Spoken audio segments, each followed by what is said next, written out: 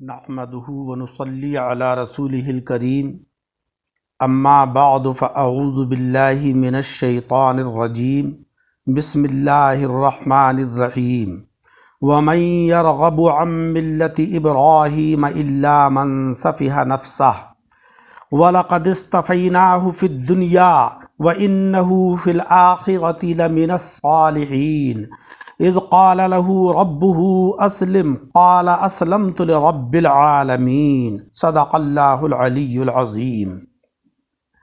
سامعین اکرام، آج کے درس میں آیت نمبر 130 اور 131 کا بقیہ حصہ عرض کیا جا رہا ہے۔ ابتدائی حصہ تو میں نے بیان کر دیا، اب جو باقی رہا وہ آج کے درس میں پیش کیا جائے گا۔ ترجمہ ہے، اور کون بے رغبتی اختیار کرے ابراہیم علیہ السلام کے دین سے سوائے اس کے کہ جو دل کا احمق ہے۔ وَلَقَدِ اصْطَفَيْنَاهُ فِي الدُّنْيَا، اور البتہ تحقیق ہم نے ابراہیم علیہ السلام کو دنیا کے اندر منتخب فرما لیا، ان کو چن لیا۔ وَإِنَّهُ فِي الْآخِرَةِ لَمِنَ الصَّالِحِينَ، اور بے شک وہ یعنی ابراہیم علیہ السلام آخرت میں البتہ صالحین میں ہیں۔ اذ قال له ربه اسلم قال اسلمت لرب العالمین، جس وقت ان سے یعنی ابراہیم علیہ السلام سے ان کے رب نے فرمایا اسلم، اے ابراہیم تم مطیع ہو جاؤ۔ قال اسلمت لرب العالمین، حضرت ابراہیم علیہ السلام نے کہا کہ میں مطیع ہو گیا اس ذات گرامی کا جو سارے جہان کی رب ہے۔ اس آیت کریمہ میں اللہ جل شانہ وعم نوالہ نے اہل کتاب کا جو نظریہ تھا اس کا رد فرمایا ہے۔ اہل کتاب مکہ مکرمہ کو محترم شہر نہیں جانتے تھے، کعبۃ المکرمہ کا احترام نہیں کرتے تھے، جناب نبی اکرم صلی اللہ علیہ وسلم کی نبوت و رسالت کو تسلیم نہیں کرتے تھے، اور کہتے یہ تھے کہ ہمارا دین تو دین ابراہیمی ہے، ہم تو ملت ابراہیم کے اوپر ہیں۔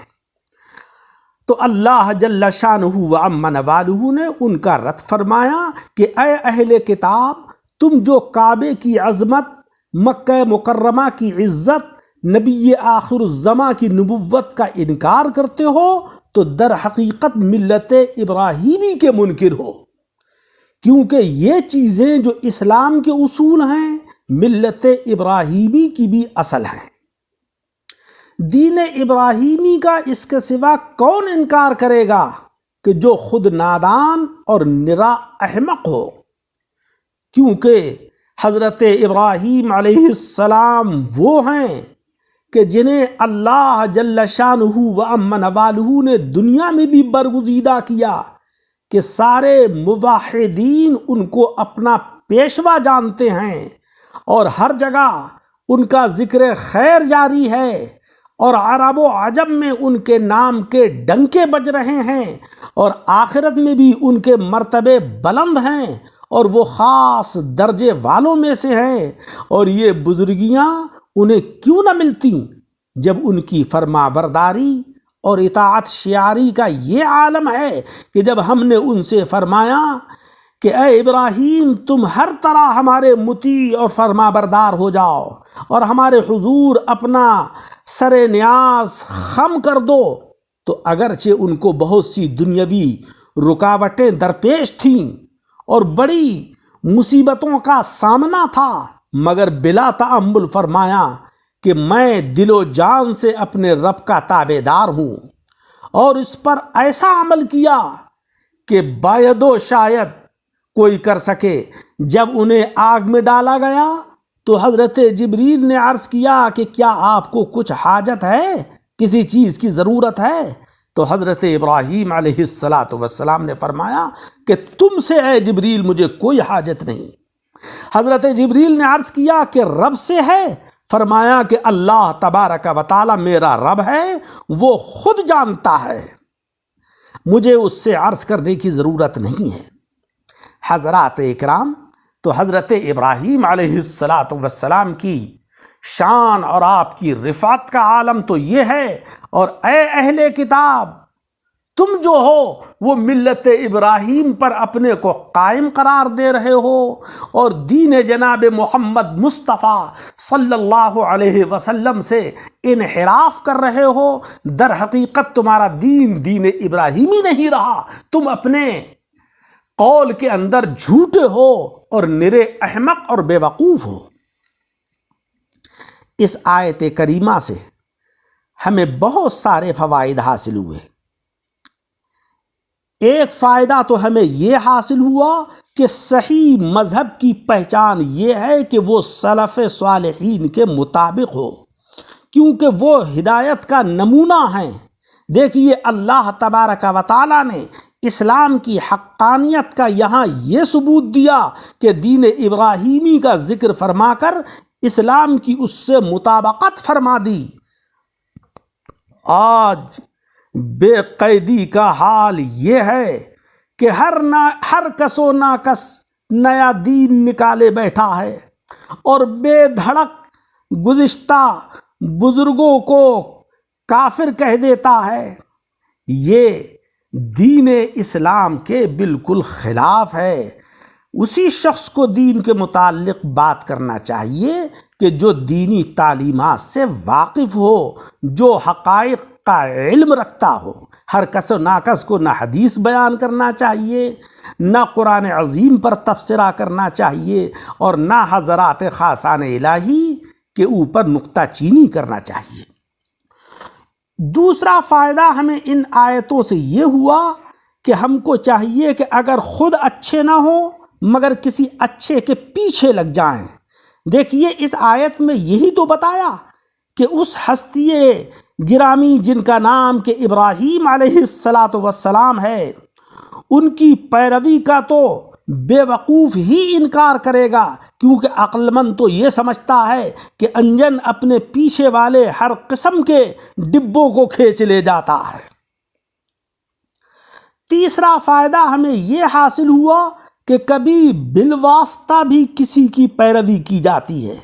دیکھیے اس آیت نے حضور علیہ السلام کی پیروی کو ابراہیم علیہ السلام کی پیروی قرار دیا کہ ہم کو بھی چاہیے کہ ہم حضور کی پیروی کے لیے موجودہ جو علماء ربانیین ہیں اور کامل مشائخ ہیں ان کی غلامی کریں، ان کے نقش قدم کے اوپر چلیں، تو حقیقت میں ہم جناب نبی اکرم صلی اللہ علیہ وسلم کے مطیع اور فرما بردار کہلائیں گے۔ چوتھا فائدہ یہ ہے کہ حضرات انبیاء کرام ظہور نبوت سے پہلے بھی اللہ رب العزت کے نزدیک سچے مطیع اور سچے فرما بردار ہوتے ہیں، کیونکہ یہاں پر اسلم اور اسلمتو کی جو گفتگو ابراہیم علیہ السلام سے ہوئی ہے وہ نبوت سے پہلے کی ہے۔ جو ان کو کسی وقت بے دین مانے وہ معاذ اللہ خود بے دین ہو جائے گا۔ پانچواں فائدہ یہ ہے کہ جو شخص اپنے کو ابراہیمی کہے مگر ان کے ایک فرزند حضرت اسحاق کو مانے اور دوسرے فرزند حضرت اسماعیل کا انکار کرے اور ان کے لگائے ہوئے باغ مکہ معظمہ، کعبہ مکرمہ اور آقا علیہ السلام کی ذات گرامی کا منکر ہو، وہ در حقیقت ملت ابراہیمی پر بھی نہیں ہے بلکہ ان کا دشمن ہے۔ لہذا وہ لوگ کہ جو حضور علیہ السلام کی اولاد میں صرف حضرت سیدہ فاطمۃ الزہرا کو مانیں، باقی سے دشمنی رکھیں، حضرت علی کی اولاد میں صرف حضرت امام حسن اور امام حسین کو تو مانیں اور باقی آپ کی اولاد مبارکہ کو گالیاں دیں، حضور کے دامادوں میں صرف حضرت علی کو مانیں، باقی دامادوں کو گالیاں دیں، وہ حضور کے دین کے منکر ہیں۔ وہ اپنی فہرست کو تو مانتے ہیں لیکن آقا علیہ الصلاۃ والسلام کی اولاد کو نہیں مانتے۔ چھٹا فائدہ یہ ہے کہ بارگاہ الہی میں وہی عقل مند ہے، وہی دانش مند ہے کہ جو اللہ اور اس کے رسول کا مطیع اور فرما بردار ہے۔ ان سے پھر جانے والا، ان کی تعلیمات سے انحراف کرنے والا احمق اور بے عقل ہے، اگرچہ دنیا کے کاموں میں بڑا چالاک ہو۔ دیکھیے اللہ تبارک و تعالیٰ نے وہ اہل کتاب کہ جو دنیاوی معاملات کے اندر بڑے ہوشیار تھے، بڑے دانشمند تھے، بڑے چالاک تھے، مگر دین کے اندر ان کو مولا رب العزت نے سفیہ اور احمق قرار دیا۔ ساتواں فائدہ یہ ہے کہ دین و ملت کی عظمت ظاہر کرنے کے لیے نبی کی تعریف کرنی ضروری ہے۔ دیکھیے اللہ رب العزت نے پہلے ملت ابراہیمی کی عظمت بیان کی، پھر اس کی دلیل میں جناب خلیل اللہ کی تعریفیں کی۔ اس سے وہ لوگ عبرت حاصل کریں کہ جو حضور کی تعریف کو رب کی تعریف یا اسلام کی توہین سمجھتے ہیں۔ آٹھواں فائدہ یہ ہے کہ گناہگار کو چاہیے کہ اپنی بخشش کے لیے کسی مقبول کا دامن پکڑے۔ جو مقبولان بارگاہ الہی ہیں ان کے دامن سے وابستہ ہو جائے تو مولا تبارک و تعالی اپنے مطیعین اور فرما بردار بندوں میں ان کو شامل کر لیتا ہے۔ اللہ جل شانہ و عم نوالہ مجھے اور آپ سب حضرات کو اعمال صالحہ کی توفیق عطا فرمائے۔ آمین وآخر دعوانا ان الحمد للہ رب العالمین۔